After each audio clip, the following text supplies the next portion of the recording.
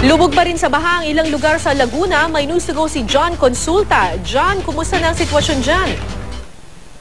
Kara, nagkasira-sira ang mga gamit, malalaking troso, basura at toneladang putik ang sumalubong sa GMA News nang mapasok namin ang isang bahagi ng Barangay San Vicente sa Biñan, Laguna.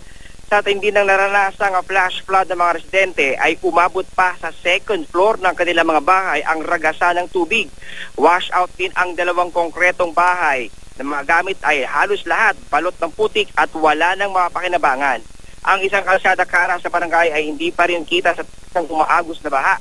Sa kabila ng dilubyong inabot ay pilit pa rin bumabangon ang mga residenteng naapektuhan. Kanina may mga dumating ng tauhan ng Philippine Army at Air Force para tumulong sa paglilinis.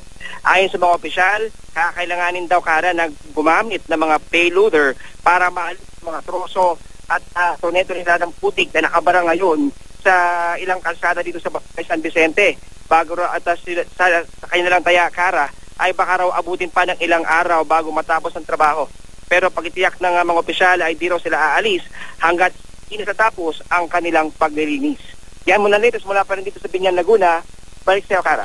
Yes, John. Noong nakaraang Undoy at saka nung habagat nung last year, alam ko, linggo ang inabot bago bumaba yung baha dyan sa Laguna. Ganun din ba yung expected ng local government ngayon dyan sa Laguna na aabutin na naman ng linggo bago humupa ang baha dyan?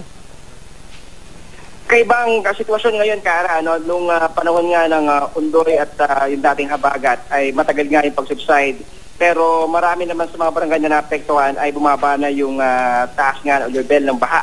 Ang problema lang, Kara, ay sa pagkakataon daw ito, lalo na dito sa mga nakausap natin mga residente sa Barangay San Vicente, ay mas malala pa raw nitong Undoy yung kanilang naranasan dahil kung nung Undoy nakapag-warning pa raw sila, nakapag-ikot-ikot pa raw sila ng mga taong may megaphone para lumikas sa inaasahang pagtaas ng tubig, ay dito raw segundo lang daw ang lumilipas, ay talaga namang ang bilis ng akyat, kalahating metro daw kaagad ang angat.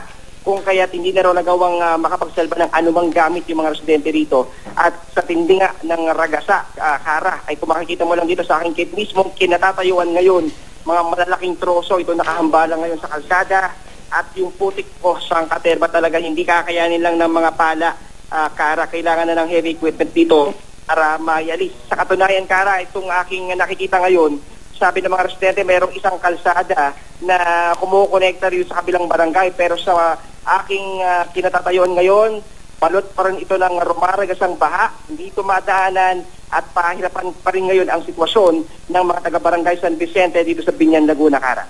Maraming salamat sa iyo, John Consulta.